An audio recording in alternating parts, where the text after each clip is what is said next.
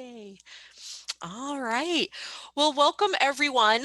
This is our third pre-job education job fair workshop that we are running. My name is Shantae Harris Mitline. I'm an academic advisor in the College of Education, and I also help facilitate these job fair workshops. So our education job fair is on May 5th. It's going to be virtual again this year, but we realized a few years ago that we really wanted to provide our job fair candidates more support as they start their job search, right? And so we started a few years ago with like one workshop that Nanette from Career Services that I hosted, and then last year we had to suddenly switch online. It did a little bit more, and this was one of the workshops that we did last year. So I'm really excited to have the Metro Bureau back.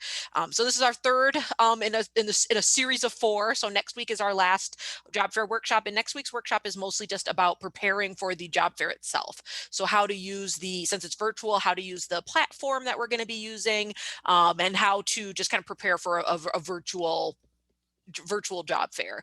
And so you've heard little pieces of that throughout all of our workshops, and we'll talk a little bit about virtual interviewing again today. But before we get started, I'm going to give Nanette from Career Services a chance to introduce herself, and then I'll kind of turn it over to Melissa Baker from the Metro Bureau to introduce herself and get started. So Nanette.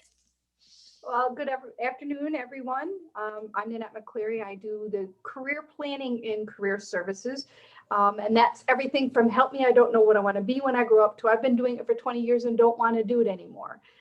If you've gotten one of those emails that says, welcome to Handshake, I strongly encourage you to activate that, because this is how you're going to hear about many events that happen virtually and physically on campus.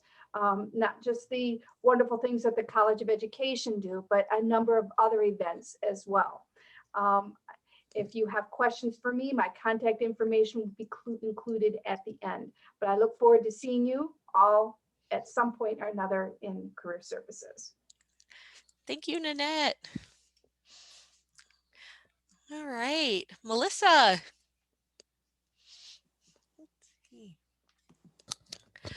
Hello, everyone.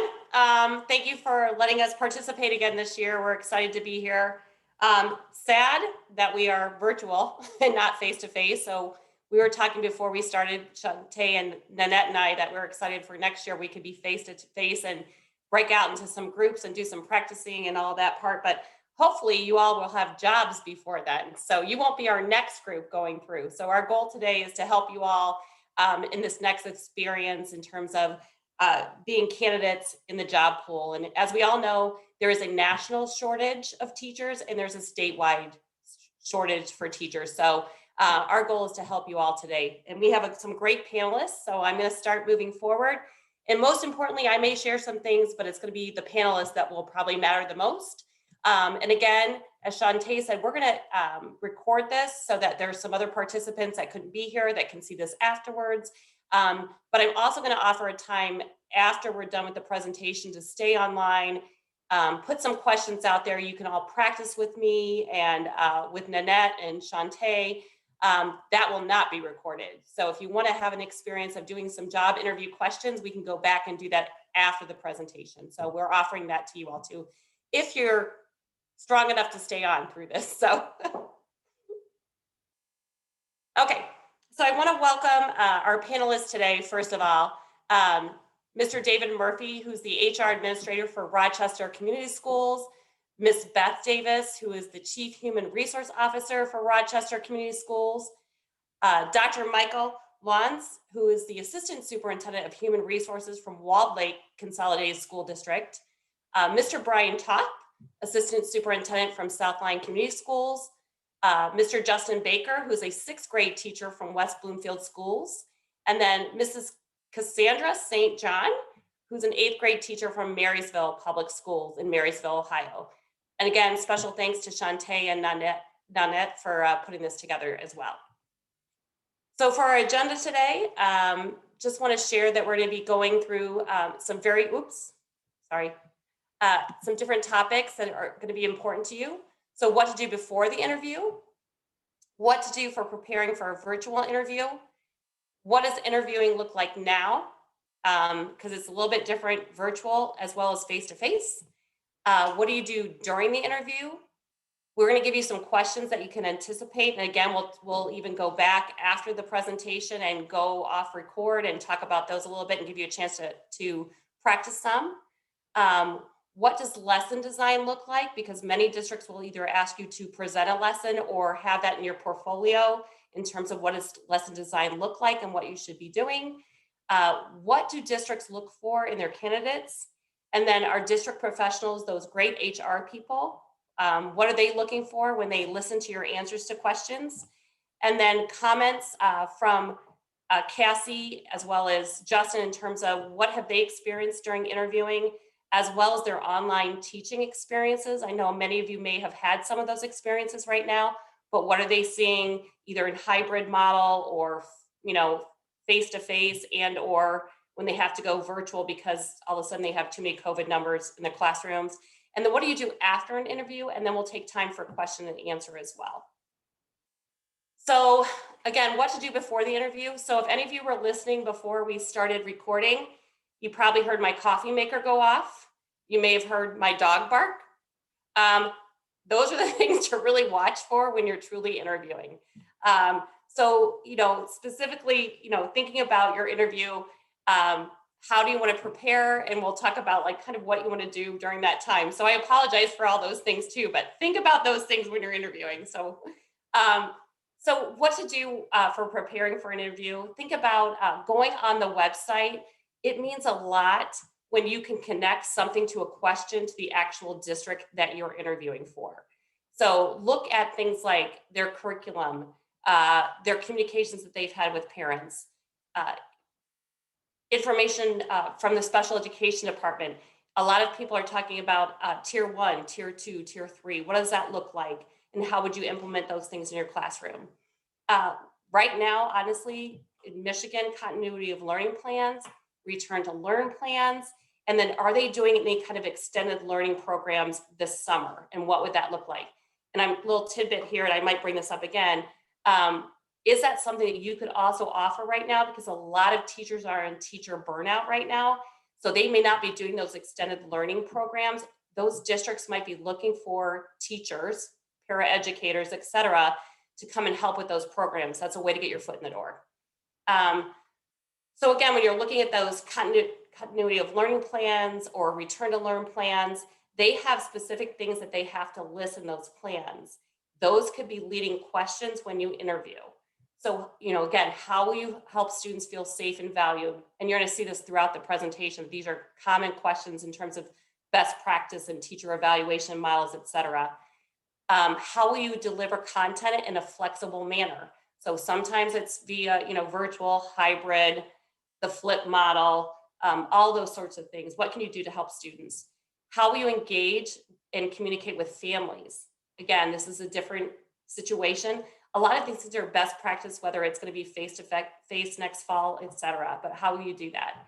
And then how do you check for understanding when you're potentially virtual?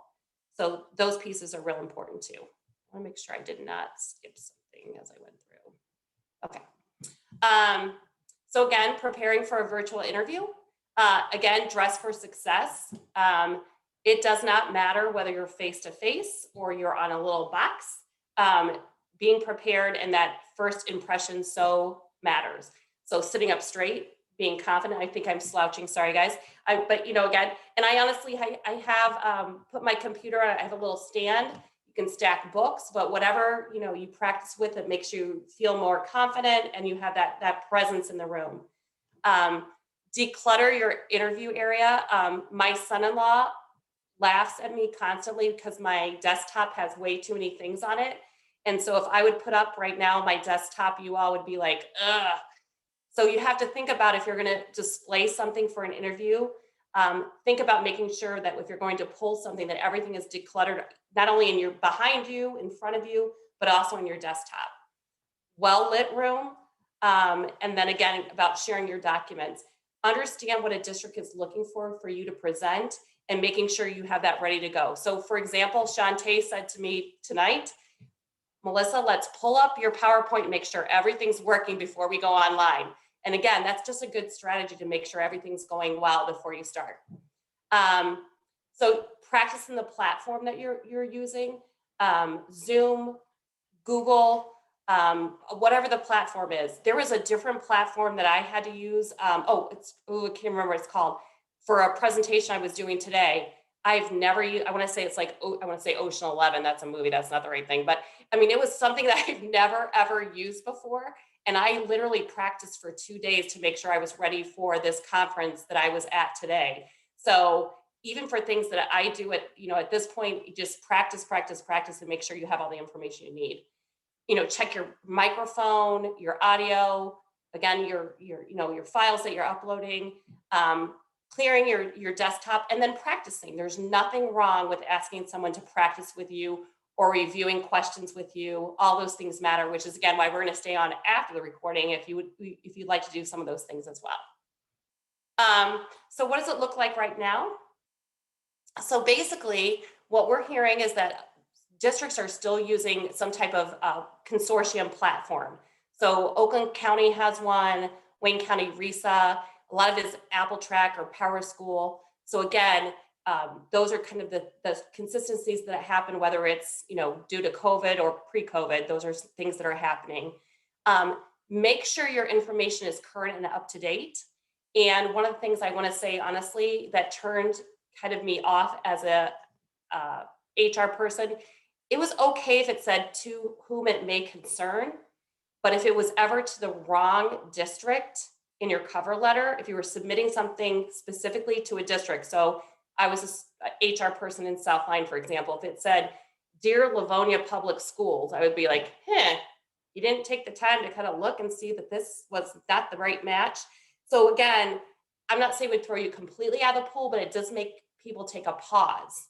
So really think about that as you're putting things in. Now, in some of these platforms, originally, it's just going to be a generic, but if you're going specific for a posting, really think about that when you put that information in. And again, Shantae is going to monitor the chat. So if there's something I'm going too quickly through or something you want to ask, let us know too. So I apologize if I'm moving a little fast on that part. Yeah, if anybody has any questions at any point, there's the virtual hand raise feature under reactions on the Zoom controls at the bottom. So you can do that, and I'm watching there. And then I'll just call on you and you can ask your question. You can post your question in the chat, and then when I notice it, I'll ask if you want to ask it yourself, or if you want to message me privately, like direct message me in the chat, then I can ask your question for you if you're not comfortable asking. So lots of ways. And also I want to share to my co-presenters, quote unquote, if there's something that you want to share as I'm going through about your own experiences or things that you notice, jump in too. I know you'll get that time, but also don't, feel free to do that as well too. The other thing I want to share based on experience is that in the olden days, there might be a phone call that you would receive, especially for screening interviews. Now, a lot of that takes place via email on these systems. So you want to make sure you have an email that you are constantly checking. So for example, if you're student teaching right now and you have a district email, that might be something that gets closed down once the school year ends and your student teaching experience ends, because they're going to say that's no longer, quote unquote, one of our student teachers or employees or subs. So if you use that as your email contact, you could lose some context for interviewing purposes. So I would make sure that your information that you're putting into these systems are a personal email that you're checking constantly. So just a little bit of thought about that as well too, because I would hate for you to miss something because so much of these contacts now are happening via email. So what does interviewing look like right now? Most districts are still conducting virtual interviews per the information I've received. Some do like a phone screening interview, but I still think a lot of things are happening via Zoom or Google Meet Hangouts. Some now, because they can have, per our laws, I understand it, up to 25 people in a room that aren't related. They're doing some in person. So your kind of next step interviews may happen that way. And I'll let our professionals speak a little bit about that and what they're doing in their districts. But a lot is happening via Zoom, so be prepared for that. And then also make sure, again, you're practicing with these different, platforms that Zoom, Google Meets, all of those pieces. And again, our experts might have other ones to speak to as well. So one of the questions that often comes up from candidates is, will there be online written questions? So I put some information in here about, some examples of components that happen.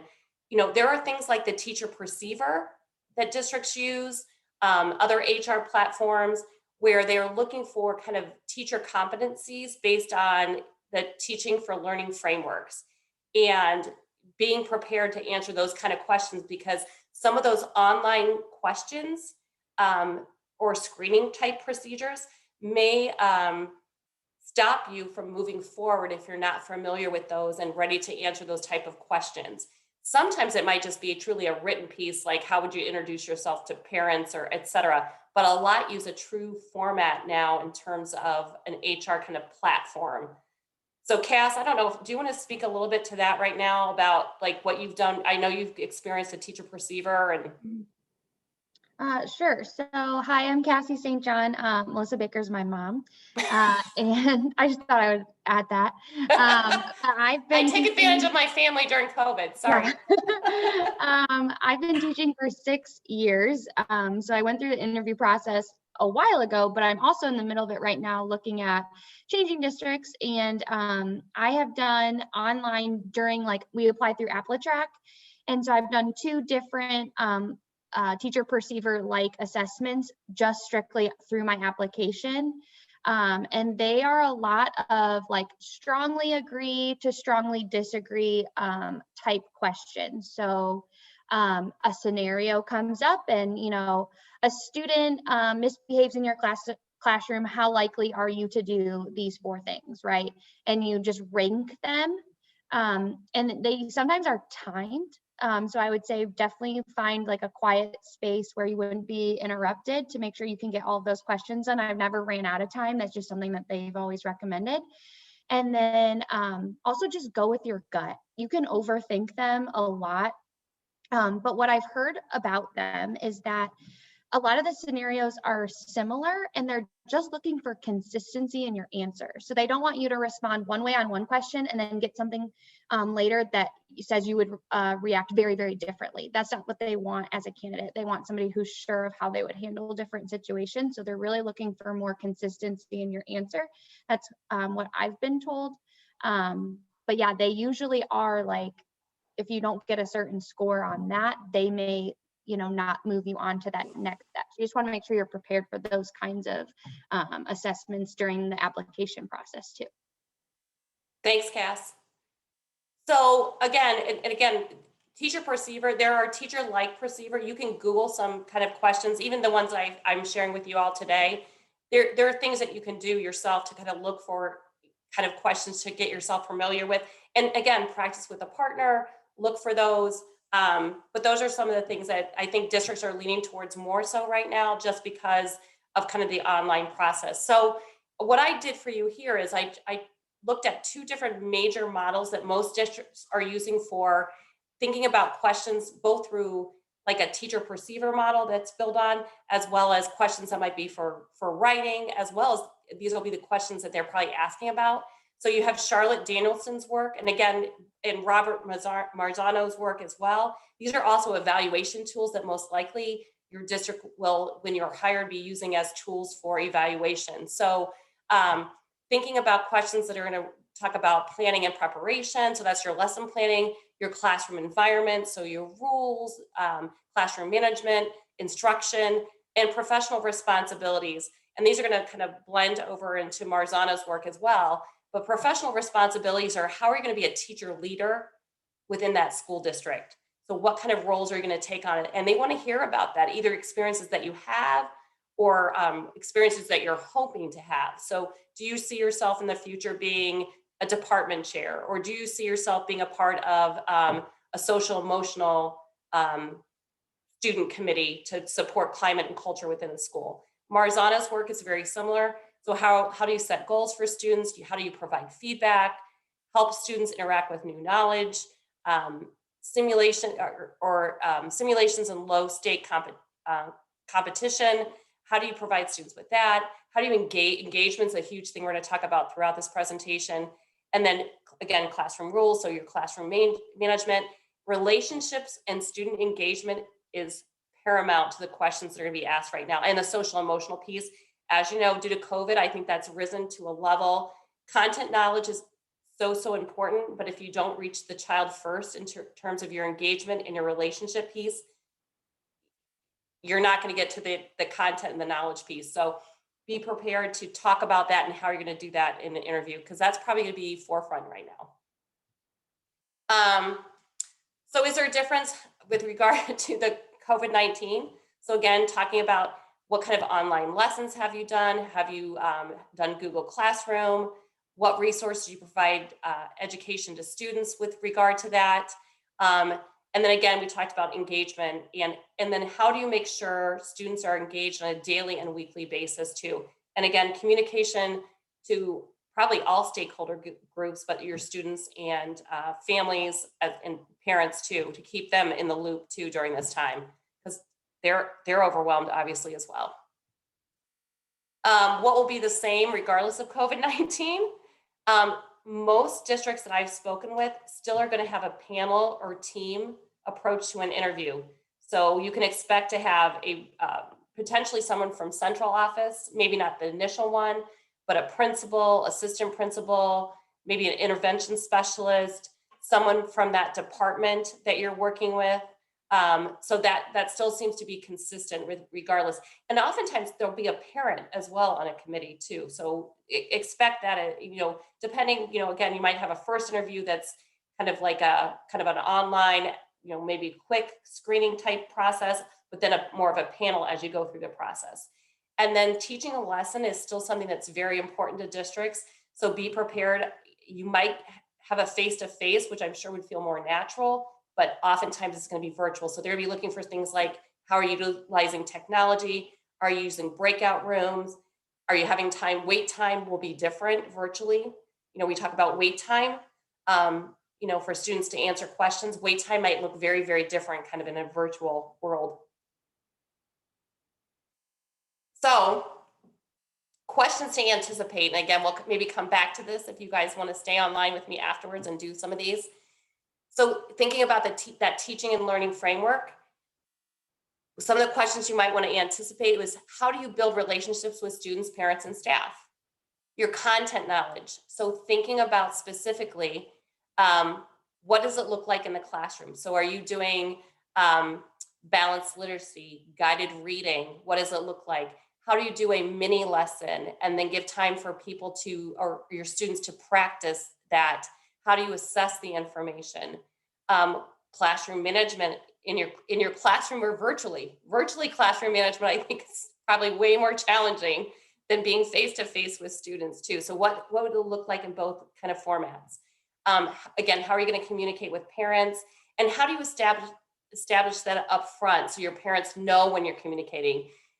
Parents are getting lots and lots and lots of information in their, from their own workplace as well. So giving them a kind of a structure for how you're going to communicate really is helpful as well. How to use technology both in the classroom and outside the classroom, and then motivation to engage students, and taking a time for that relationship building. And I hope Justin will talk about this a little bit when it's his time too, about how he's done this with his students too, how he takes kind of a pause at different times to make sure his students are engaged. So hopefully he'll talk about that a little bit too when we move forward. How do you meet the needs of all learners? Because that is this return to learn and the kind of loss of a year of instruction is a big piece. So again, we'll talk about lesson design and what you want to include. And then again, the safety, the social emotional piece for questions. And then collegiality and professionalism is a big, big piece about how are you working with the team within your district. So, and again, oftentimes the future career aspirations, where do you see yourself in the next 5 years, the next 10 years? And it's fine to say, I see myself in the classroom. I see myself as a teacher leader. I see myself, but it's also fun to see I might be thinking about being a principal. I might be thinking about this.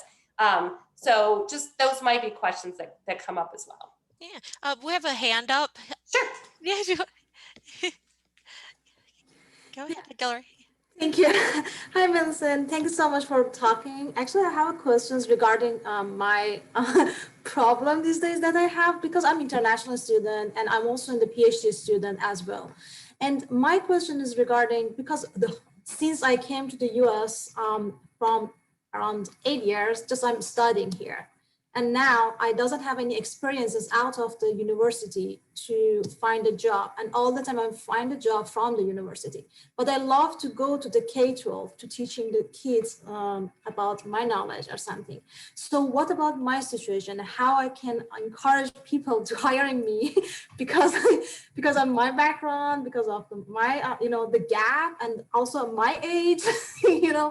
Right now I'm 37, and then I know when I see the teachers, when you're back to the starting the teaching at the schools, they are very young and they are not like my age. So this is the things that I'm afraid just a little, and how you can help me. Sorry. So first of all, and what is your certification area? I'm in the learning design and technology.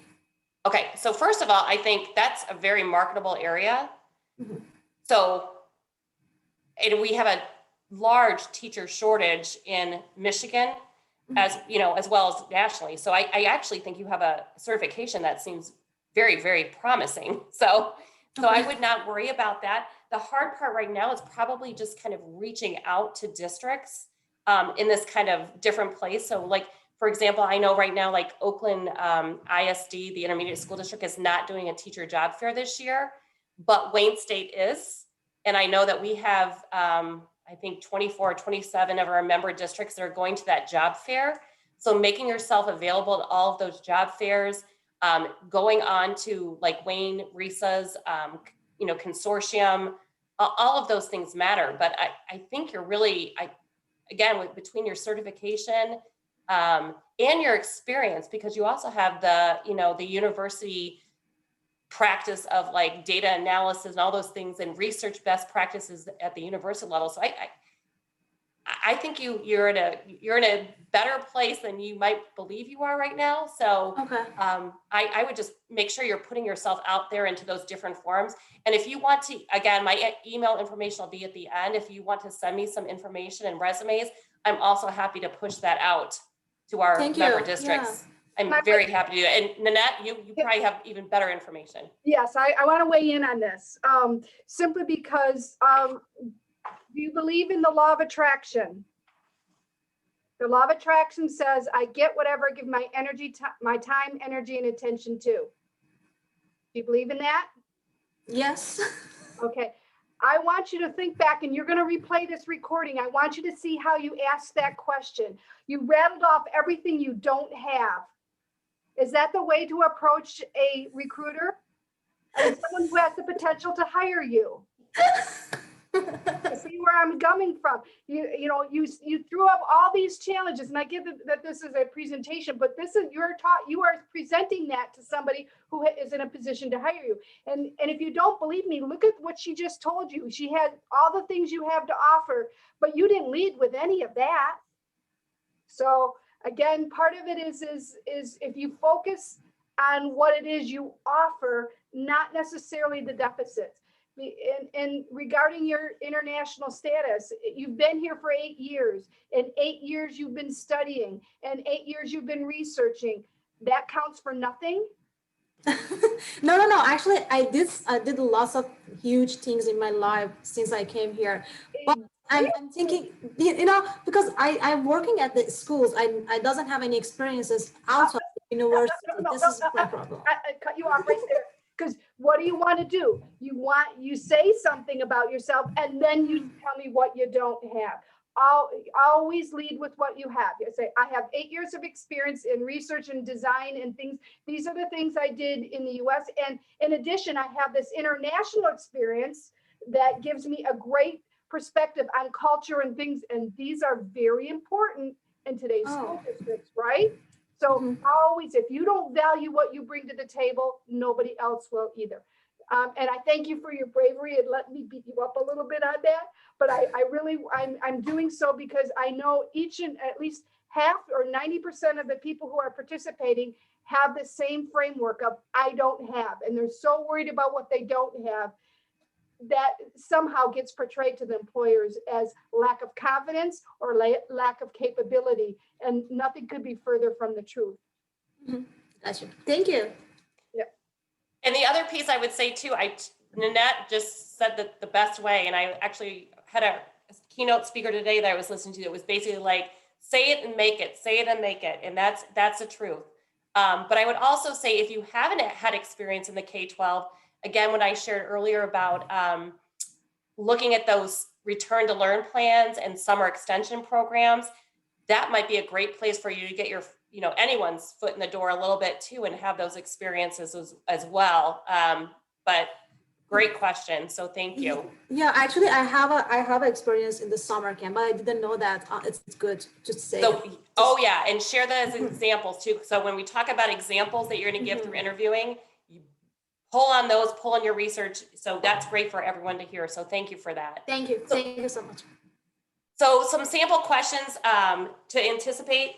Again, these are just kind of ones I'm sure you've seen before, but your education experience, what qualifies you for a position, again, your classroom management strategies, what makes you an effective teacher, what are traits, that make you effective, or what are things that other people have said about you, or what did you have in your evaluation or your student teacher evaluation that someone commented about you? How do you communicate your goals to parents? Your philosophy on assessment, that's going to be a huge question, especially right now, because again, how to use that data to inform your instruction, and why should you be hired? Other questions are often situational. So again, there's some, here that are kind of like 3 parts. I'm not going to go through all these because I want to give time for our panelists to go through. One that is often common is like, what happened during a lesson where you knew you had to kind of change your approach to make sure all learners were, going to be effective within that lesson. So what would you do about that? Or what happens when a parent's upset? How do you communicate, and what would you do with regard to an upset parent? So just some questions like that to think about. And again, you'll have this PowerPoint to kind of go back to. On lesson planning, and I'm sure you've had this through Wayne State, but just wanted to talk a little bit about what you should have on all lesson plans in terms of best practice, your learning goal, in terms of a content standard or a district standard. You should always go back to Michigan standards, but then again, within your district about what you're looking for, accommodations and differentiation for your targeted students. So that's where you can talk about your tier 1, your tier 2, and your tier 3 students. How are students meeting that learning goal? And then how are you going to check for understanding? And being able to talk to that lesson plan. So you might be actually teaching that lesson or talking about a lesson plan, depending on what the format is for a district. So think about, what is the goal? How are you planning for students to reach that learning goal? And how do you know when students have met that goal? So just kind of big picture questions to think about as well. And I did put an example in for you. So this is just a unit lesson. So pre-unit 1, the lesson's about multiplication wheels. The learning goal, I will be able to answer 10 multiplication facts in 1 minute with 100% accuracy. What are some accommodations? They're going to make cards for facts they individually missed. Their documentation, flashcards for home and school on missed facts, and then monitoring strategy, flashcards for home and school on missed facts. We'll redo wheels at the end of October to see improvement, and then pre-test, post-test. So again, especially right now, depending on the district, right now there's a lot of pre-test, post-test because of all the changes with regard to COVID practices and what's required with assessment. Most districts are doing pre-test, post-test, or things like NWEA and things like that to document student growth. So all those sorts of things. So when I spoke with HR people, these are some of the key things that they looked at when they were looking for candidates. They want to have candidates that have a true passion for teaching, true passion for supporting all students, caring, and they're caring and compassionate. They articulate well and they're confident. They teach the whole child. School community focus. So that goes back to that Danielson piece and Marzano piece of what do you do as a professional within the school community. growth mindset versus fixed mindset.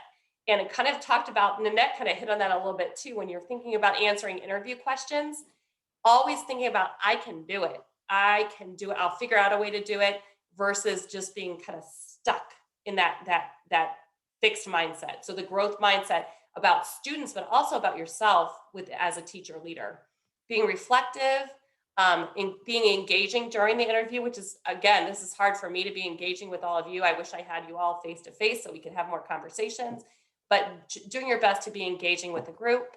And that kind of goes back to even looking at the website in the district before you interview, so you can pull from that, because that makes you more engaging. If you can say, well, I noticed that in this district, you're doing this, so here's what I did. And I think this could kind of be a good link to that. Being creative, your use of technology, if it's appropriate when they ask for that within an interview, and that you're eager to start. You're ready. And I know you're all ready. So that'll be an easy one. So at this time, I don't know who on our panel wants to go first, but I thought we'd get a little bit of information from our professionals here on the panel to talk about kind of their interview process, and then what they look for in candidates, or wherever you'd like to share. So David, I don't know if you want to go first, or sure. who's on first? I saw Beth on mute there. So did you want to go, Beth, or do you want me to go first? Maybe she can't hear me. Can you guys hear me? You're up. Okay. All right. I have some notes I took, and I'll warn ahead of time, they're in no particular order. So just some overall thoughts on the topic. My first suggestion would be to use every possible opportunity you can. Right now, as candidates, you're sitting with 3 districts that are probably going to be hiring within the next few months. And you have more time with us right now than you will during a 10-minute screener interview. So this is actually an opportunity. So when things like this come up, think about how you want to utilize that time.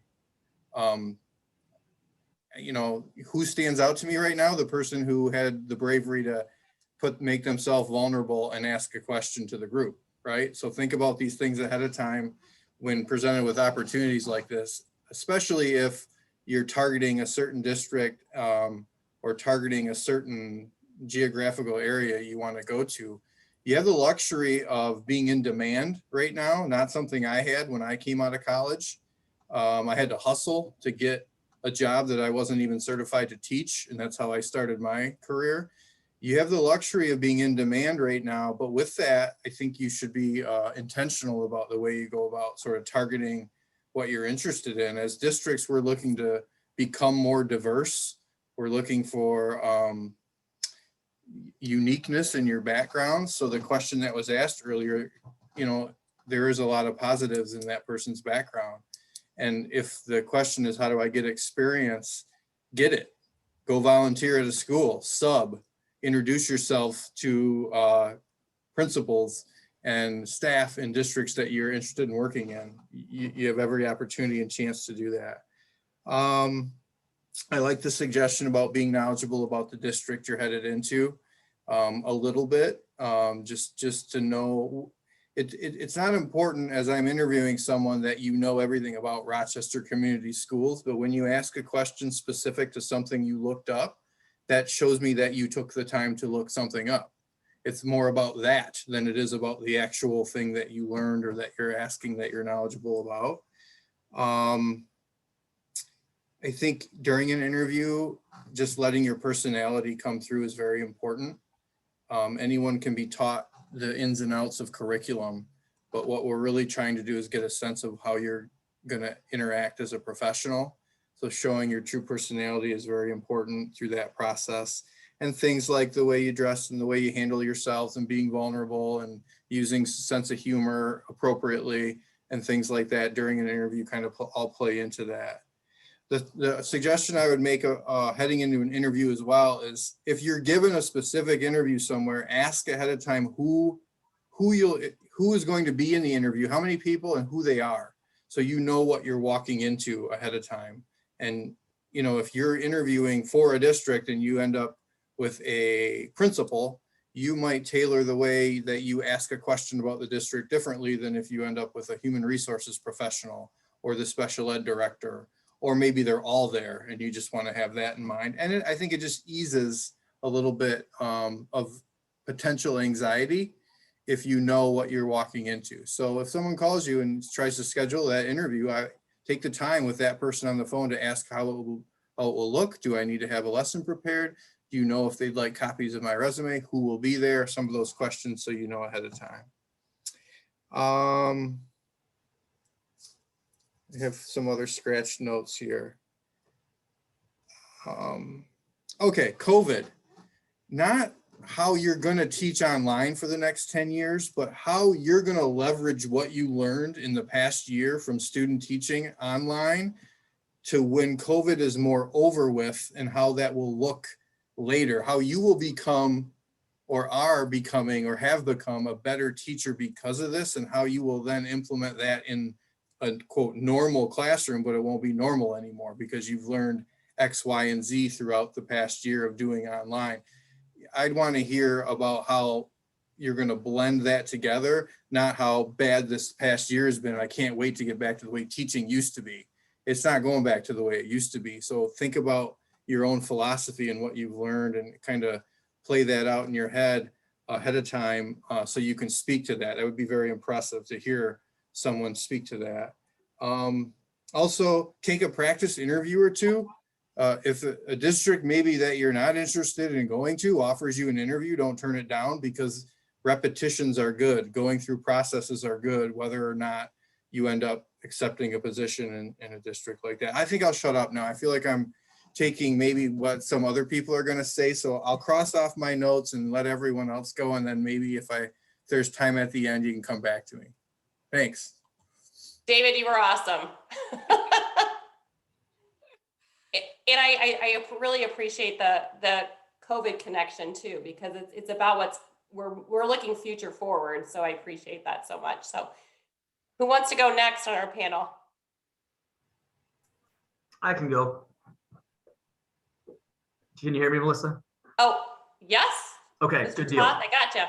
Thank you. So I am new to the position here in South Lyon in Human Resources. 7 days ago, I was a building principal. So ironically, I just went through 3 interviews, 2 of which were virtual and 1 was in person.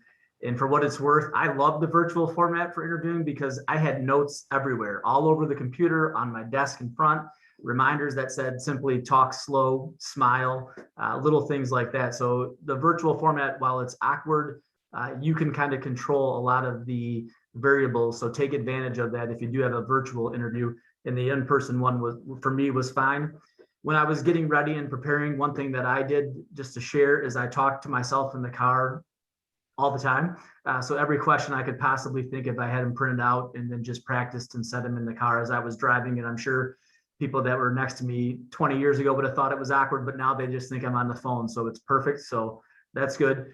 As a principal, when we interviewed in South Lyon, the biggest thing is we always had a panel that consisted of parents. It consisted of staff, usually myself and the assistant principal, and then 3 or 4 teachers, support staff as well. And what we looked for first and foremost was kind of what David was talking about. We can teach curriculum. We can teach people how to teach content. We want to have people that want to teach kids and are good with kids and really just have that passion. So show that passion that you have for working with students, and then also show that you have the energy.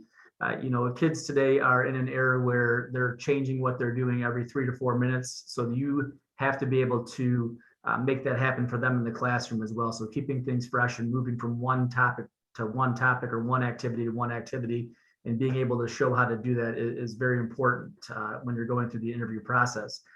Another thing just to throw out there is any way you can show what you're doing to get better and grow as a learner. So you're here today. This would be a perfect example of talking about, I went to this workshop and listened to some people talk about different things when it comes to interviews. So sharing those experiences are definitely something that would be important.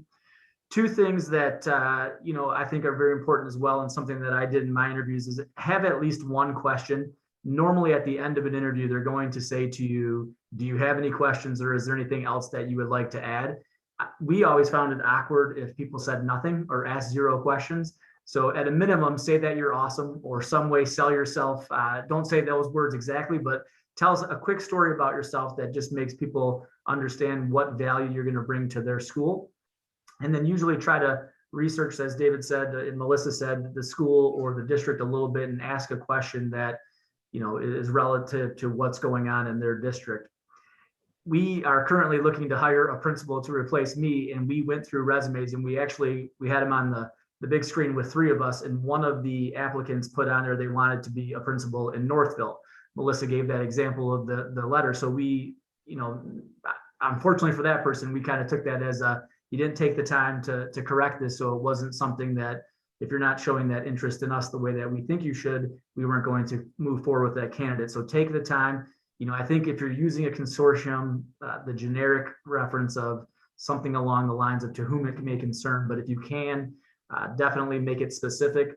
One thing that I enjoyed, I know not all principals do, but if somebody emailed me personally with their resume and cover letter, I tended to, there was a better chance of me reading that in its entirety than if I had to go looking through 90 applicants in the consortium. So my 2 cents, definitely take the time to do that. If the principal doesn't like it, they'll delete it. They're not going to probably hold it against you, but some will read it. So definitely take advantage of that. And like David, I will stop talking because I feel like I'm rambling, so others can jump in. Wonderful. We did have a hand up, so we'll let Matthew, if you still want to ask your question. Hi, yes, thank you. I actually have an interview set up tomorrow, my first one to be a prospective teacher. And I was wondering, dress code. I mean, I know this is going to be virtual via Teams. Are you looking for a tie, a jacket, or is a nice button down sufficient these days? Me personally, I would say a tie would be at a minimum the way to go. If you want to put a jacket on too, that's never going to hurt. No one's going to think poorly of you if you do that. Are you doing are you doing a question and answer interview, or are you teaching a lesson? I don't know.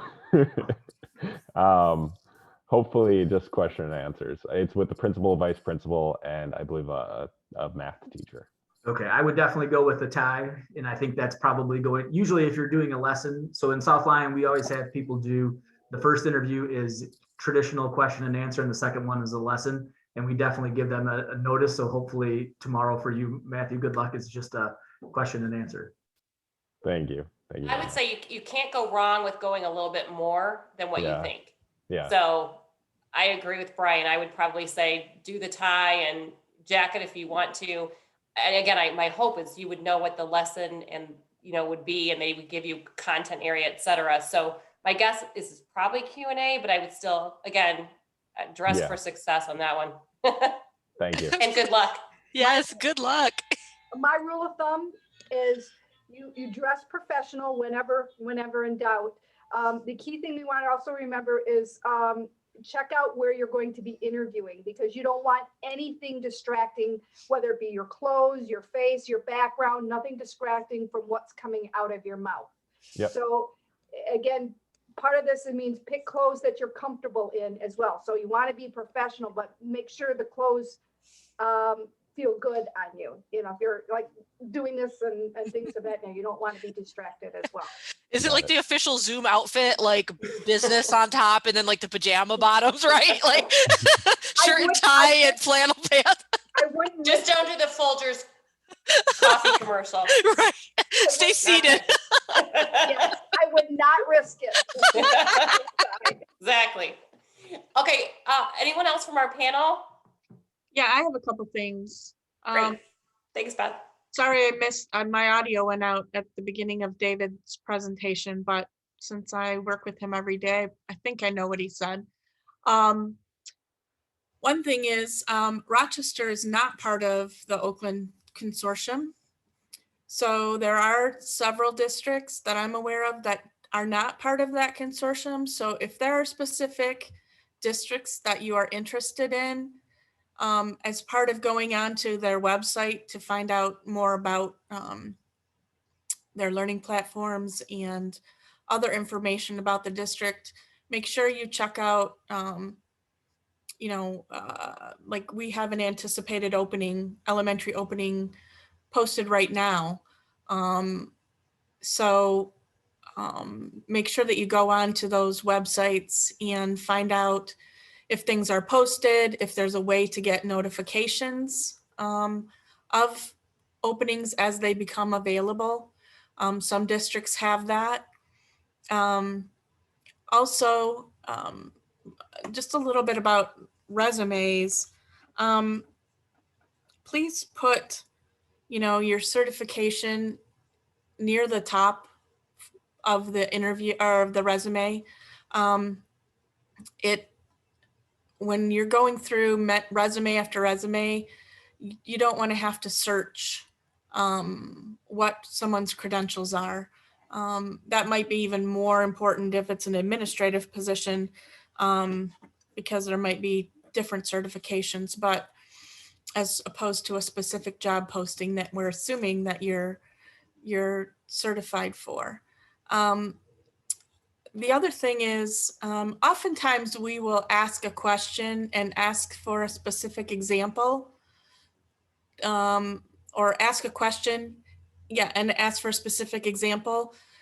Please give an example. Even if you have never done it and you have to wing it, think of something. You could say, I've never experienced that, but if I were to, this is how I would envision myself handling the situation. That's really important. Don't say, I don't know, I've never done that. You don't have to make something up, but you can say, I've never had that experience, but here's what I would do. The other thing is oftentimes, especially I find on online, that people become a little bit too casual in their conversations. We want it to be very very smooth, very welcoming when we're interviewing, but calling David Dave and hey Dave, how are you doing today? Those kinds of things. It's a little bit too casual. So just kind of watch that. This is a professional. How would you talk to a parent that you first met? Those are important things. How you communicate is another important question. How would you communicate? And really think about the question, take the time to listen. Oftentimes I find that people who repeat the question back, it's very helpful to say, if I were to do this, I would do this. And that helps not only let the interviewer know that you understood the question, but it's a good way to make sure that you answer the question. I think that's about all I have. Dr. Lons, do you have some other things, I'm sure? Thanks. Can you hear me? Yes. Okay, thank you. And thanks for your opportunity. First of all, fantastic ideas that all of my colleagues have given. And this is a fantastic opportunity for everyone that's listening to learn a ton about what we look for as we go through the process. I'm fairly old school in the sense that I look at this, I'm sure we all look at it this way, as a profession. And so when I look at it that way, I look at it that, yes, I think you should be wearing a sport coat or a tie or a dress suit or dress pants. Those are things that I think you should be wearing, especially when you show up to an in-person interview, and certainly on a Zoom interview from, the waist up. That's what I'm looking for, is someone who believes that this is a profession, because to me, that's going to state how you're going to address yourself as an educator, because we truly want professionals as educators. With that in mind, I'd recommend that everyone that has a resume and a cover letter, that you have at least 5 different people look those items over before you submit them. Because as was mentioned before, when you have the wrong school name on it, or you have a misspelling, or you have a typo, it's not that we don't understand that those things happen. It's that we're hoping that this is so important to you that you're taking the time to use the resources that you have to make sure that you're well prepared. I love the idea of researching. I will speak just briefly about administrative interviews that we do. And it amazes me how many people we interview that don't know anything about Walled Lake. And I just don't understand that. When I originally was interviewing for positions, it was very difficult to find out about the school because there was no internet. You now have every piece of information available to you. Take the time to at least as a teaching applicant, get a cursory understanding of the district. And then more specifically, the building. When you look at it at the bigger districts, we could be interviewing you for building A, but as part of that process, you might even have a principal sitting on there from building B that might be either looking for an applicant for themselves, or they might be thinking of the future of someone. Okay, this might be a candidate because I know so-and-so had told me they're going to retire at the end of this year. So as someone mentioned previously, take every opportunity as the opportunity to sell yourself. In Walled Lake, you might go through 3 or 4 rounds in totality before you're offered the position. We might do a screener either via phone or via Zoom, but then after that, we're bringing everyone in person for our committee round, and then in person for a teaching round. And then you get to meet me in the final round, because like many of us, when we have 12 elementary schools, I want to make sure that you're the right fit for the district. I appreciate that the building's made sure you're the right fit for the building, but that may not ultimately be where you are 2 or 3 years from now. And so we want to make sure that you have the Walled Lake vision as part of what you share with me. And so when you come to meet with me, you should at least know who you're meeting with. And I have noticed a couple times that our candidates really weren't sure who they were meeting with and what the purpose of the meeting was. And again, I agree with Dave. I think you might have mentioned this, or somebody else did, that whenever I've interviewed, I've always asked those questions. You know, who's part of the committee? How many people are part of the committee? What does that process of that interview look like? Because that gives you that advantage over someone who doesn't ask that question, because you won't be as nervous going into it, because you'll be able to prepare properly for it. So I can't thank Melissa enough for putting this together, because this is great information that I did not have when I first started my teaching career. And unlike it is now, it was not a teacher's market. It was much more the other way around, where districts could be very choosy. And now we're lucky in Walled Lake that we still get a number of applicants with both experience and some that don't have experience. And we still get the opportunity to make sure that we're choosing the person who we think is right for Walled Lake. So do everything that you can. If Walled Lake is where you want to work, or Rochester, or anywhere else, if that's really where you want to work, take the time and energy and effort to make sure that you are adequately prepared and that you're ready to talk about topics. I'm okay that you miss an answer. That's fine with me. But when the question is, why do you want to work at Walled Lake, or why do you want to work at Pleasant Lake Elementary School, and you don't have an answer for that, then I question, do you want to work at Walled Lake, or do you just want a job? And I'm looking for the person who really wants to work in Walled Lake, because then they can become part of our family and see this as a career, versus someone who's just looking for a job and may ultimately just be gone in a year or two because they just chose Walled Lake because we happen to have an opening.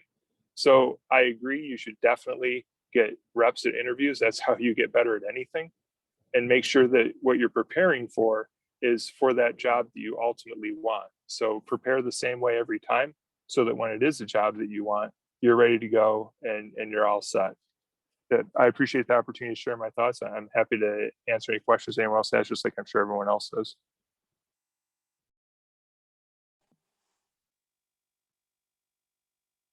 I'm not sure if there's any other thoughts from the panel. We're awesome. If you want to stay on, we'd love to have you stay on. If you feel like you need to, I know you have other things, plus a long day and a lot going on in your districts. We're going to move on then to our teacher experience. Justin and Cassie, if you want to talk first a little bit about some of your interview experiences and things that you're noticing as you've been not only interviewed yourself, but also been on panels too. So I don't know, Cassie or Justin, who wants to go first? I think Justin.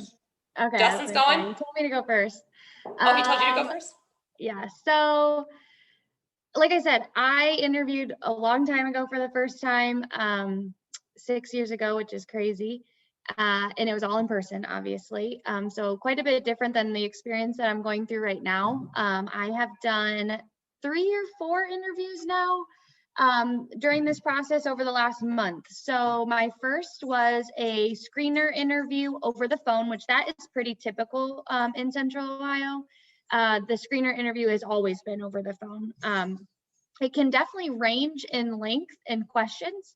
I had one that was, 10 to 15 minutes, as one of the HR directors spoke to. I had one that was 1 hour long. So it just very much depends on which program or set of questions that district is using. And then usually after the screener, which is done by most likely an HR director or a central office administrator, they call it in, the districts that I've been working on, you get put into the folder. The folder is a good thing. You want to get to the folder, and that means that the principals can look in the folder and select candidates from there. So you've made it past the screener. And then at that point, it's been kind of, it's been a little bit different. I did have an interview through Zoom with the district and at a building level with the principal. And then there was quite a few teachers, counselors, things like that. So a big panel over Zoom. That was my last experience. I also had a group interview. That was the first time I've ever had that. And I was very nervous about how a group interview would go, me and other candidates. But we weren't competing against each other. We all had different certifications. So that was comforting to know. But that was actually really interesting, and I liked that a lot. They had us read an educational article from a journal and just be prepared to talk about it. And I think it was just to show how we would collaborate together and kind of bounce out ideas off, make sure we are current with our understanding of new things that are going on in the education world and just things like that. So those are the things that I've had recently, again, all on Zoom so far. If I would make it further on in some of these processes, I wonder if they would become in person, because we've been in person all year in Central Ohio mostly. So I would think eventually we would have some in-person interviews too. But yeah, like everybody has said, definitely practice, prepare. One of the things I think is the most important, it's been said, research. You got to know the district. You have to want to be there. And so I think I always look up the district's strategic plan. What are things they're trying to do in the next 5 to 10 years? And what are pieces that I can speak to and be like, you want to do personalized learning? Well, I've done that. And let me give you all these examples of things, because then they're going to go, oh, you've researched and you are a fit. You are trying, you can help us get to our end goal. And so those are things too. Also, when I'm writing down the questions that I'm going to ask at the end of my interview, I get those questions usually from going through the strategic plan. Tell me more about this mastery learning rubric that you guys are working on. It looks like your middle school math teachers are building mastery learning rubrics. What does that mean? What are you working on? Just things like that. So I think the strategic plan, or whatever that district calls it, is a really good place to start with researching and coming up with the questions that you want to ask. Hi everyone, my name is Justin Baker. I assumed you were done, Cass. I'll also, just to put it out there, Melissa is my stepmom, so Cassie is my sister. So just to make that aware. I'm a sixth grade and also 8th grade math teacher in West Bloomfield, Michigan. This is my 2nd year teaching now. So I've had quite the taste of virtual and in-person and kind of flip-flopping a few times, because that's just been the nature of this year. So I was also interviewed, it was before the COVID times, it was 2 summers ago. So while I can't exactly speak to that personally, I have gotten to watch different people in my school. There's a few openings get hired in, and what their experiences were like as well. One thing I want to make clear really fast too, because I had no idea until probably about this time when I was a college student. We keep using this word consortium. If you don't know what a consortium is, it's basically through different counties. So I'm in Oakland County. I filled out the Oakland County Consortium, and then any job that my degree fit into or my licensure fit into, the schools in that consortium that are hiring for that position kind of got that notification, hey, Justin Baker just filled this out. He's middle school math and science. You're hiring this. Here's his info. And then from there, I was able to also see the open positions in the schools in that consortium, and I could reach out independently to their school principals as well. So just kind of keeping that in mind, that's what a consortium is. I had no idea until I was kind of thrown into that process. So my experience during interviews, like what a lot of other people have been mentioning, is that it's definitely, it's a lot of people, which I think can be kind of overwhelming, where in most other job settings that you've had before or leading up to this, it's probably been 1 or 2 people. For my interview, I had the building principal, the building assistant principal or vice principal. I had, because I was hiring or applying for math and science, I had the math PLC leader, the science PLC leader, and then I think just another math teacher in there as well. And so it was kind of just going round robin of them asking questions off their sheet of paper. And it can definitely be intimidating if you're not used to that. So as everyone else has pointed out, this is something you can prepare for, and this is something you can get ready for, and you can have different people asking you these questions and all the great resources that I know Wayne State definitely is offering, as well as opportunities like this to talk with other people. As far as what my district has been doing and what I've gotten to see is separate point. Someone talked about it earlier, that with Zoom and with looking future forward and how we can use these things, treat it as a learning experience, not as this like big, terrible detriment that occurred. I mean, it is, but at the same time, we can learn a lot from it. So, and an example of that is my district really been doing screener phone calls, because, hey, now we have this really relatively easy to use resource of Zoom or Microsoft Teams or whatever it is. And we can talk with a person remotely still pretty easily. So they actually didn't do screener phone calls. They were able to do short 10, 15-minute screener Zooms with different people, just to kind of see them, see their mannerisms, and allow them to speak as well. Once that process, narrowed it down to however many people, then they did have those potential candidates come in to teach a lesson still, because we are, or for the most part, have been face-to-face. And I've also seen where instead of how my interview, it had all those people and we were just in a smaller conference room, they're still doing that. They're just doing it in the library or in the gymnasium, and they're all at separate desks, spread out, socially distanced still. So I'd say definitely still be prepared for in-person that are occurring for different districts. And that's just kind of, that was my experience as well. A lot of people shared some really great advice. I want to touch on my number one advice I was given and what I implemented as well. Beth Davis kind of talked about it when she was speaking, is to, the shorthand was to show, don't tell. So if an interview question is talking about what your ideal or how you would engage students, don't say, oh, I want to be engaging and I want to switch things every so often. Talk about how you would be engaging, or talk about, oh, in my student teaching, I was engaging by doing this. Or so that show, don't tell is not just, oh, I care about students. Tell them how you showed that you care about students and the different ways that you went about doing that.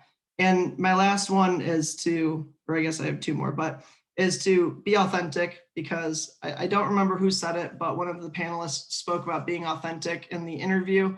You don't want to go in and be super bubbly and then, or, just one type of way. And then come the next round, you aren't necessarily giving that much energy when you're talking with students, or how Cassie had mentioned in the, I don't remember what they're called, but how you answer the questions, when you're not showing that consistency throughout. And my last thing, as a person who grew up on social media, is to clean up your social media, double check, triple check. All of these things are public information, and it's so easy to find these different, it's so easy to find any of us on social media and just kind of comb through and be like, oh, they posted this, or, oh, there's a red Solo cup in that.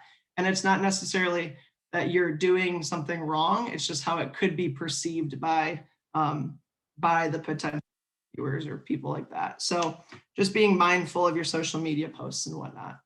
And yeah, that's my teacher interview experiences. Is there anything else you guys want to share quickly about your online teaching experience or that could relate to interviewing, or you feel like you touched on that? It's up to you both. I'll add really quick as well. I kind of already said this, but talking about how the things you did this year and how you can use that moving forward. You know, we teaching over Zoom or teaching over Microsoft, whatever, teaching virtually, you had to implement a bunch of different technology tools that you may or may not have used before. And that's useful tools moving forward, different engagement methods, all things that you can use going into the following school year. And even if you can't think of things like that, you can talk about just how you pivoted or how you had to keep changing methods, keep learning different things, because this year has been unlike any other that teaching, like, you know, any other year has been different than this. And so coming out of this year with these experiences under your belt almost puts you pretty much up there with other teachers as far as using technology, using different engagement methods and whatnot. Yeah, and I would just say, and this is actually something that another candidate said in my group interview that I was just like, wow, that's so true. Like, this has just taught us so much about the importance of checking in on our kids. I was in person, but in a hybrid model, so I still wasn't seeing my kids sometimes 3 days a week. And you have to check in on them. And I think that doesn't go away when we go back in person 5 days a week. There's going to be students who are struggling with what happened. Like, this could be trauma for kids. And I think it just really brought to light how much we need to do that more. The social emotional wellness and social emotional learning is so important. And I think that's one thing that, you know, I hope we all learned during this time and that we don't forget. And I think that's something that you can bring up in an interview that's going to make you stand out too, just to say, like, this is how I checked in with kids through Zoom. You know, one of the candidates brought up that they do, she called it a meme Monday. And it was like a little Google form. Sorry, my oven is beeping.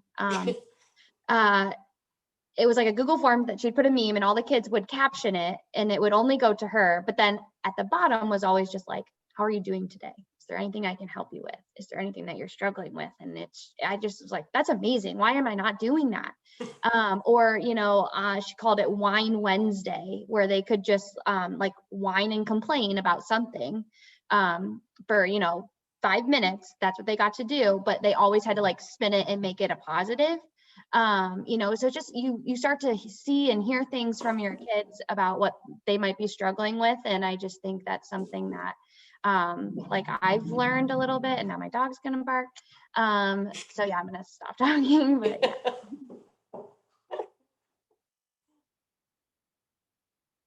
Well, thank you both so much for sharing your thoughts and experiences too. And actually some good takeaways. I think even as adults for meetings, I could do a meme Monday, or probably can't call it a Wine Wednesday.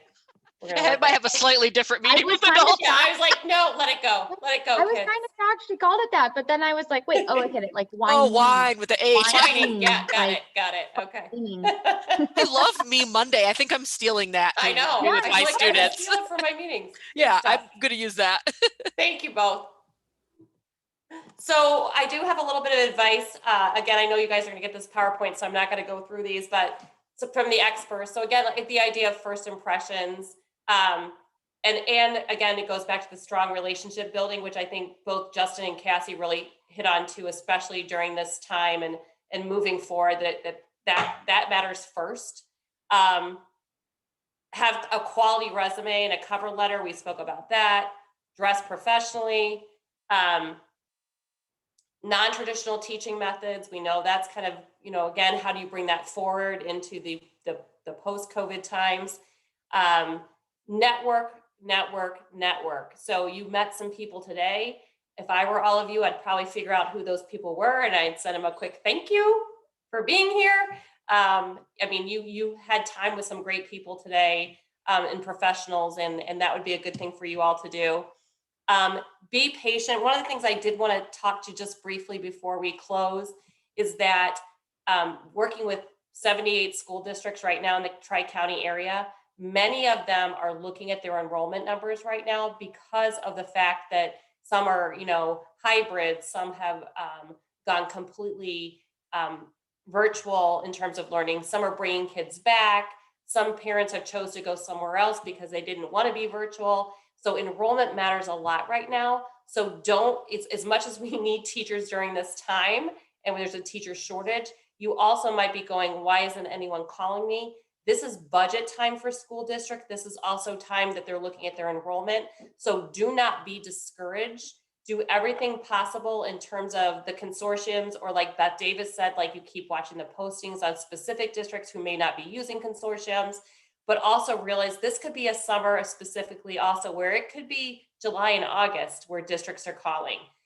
So just, don't get discouraged because there are positions out there, but it's just, again, it's a very unusual time. So again, what to do after the interview? Just smile, you did it. Write down what you remember and reflect on that. That's something that I do constantly. And I know, Cassie and I have spoken about that after interviews that she's had.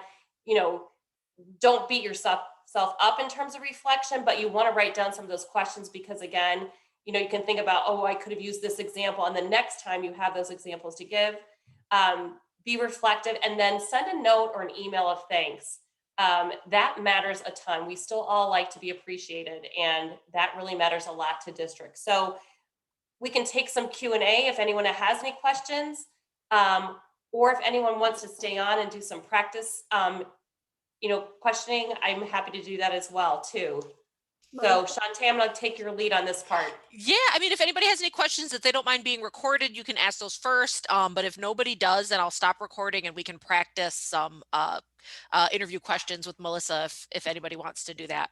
I just want to throw a statistic out there that sending a thoughtful thank you note, email, or personal note can increase your consideration by 1/3 because most people don't do it. Mm-hmm. And I would even say, even if you have and I don't want to call, if you are not the candidate at that moment for that position, sending that still bumps you up for a potential opening that happens. So if there's let's say there's one math position that you put in for, or one science position, and you're not afforded that position at this time, you don't move forward, but you're still, as Cassie said, in that folder, and you send a thank you and say, thank you so much for meeting. It was great to meet with the team, yada, yada. That keeps you in that folder. So sending a thank you, even if you're not the person of choice at that moment, still matters. So I agree. Yeah. Wonderful. All right. Okay. Well, if nobody has any questions, I'm going to stop recording.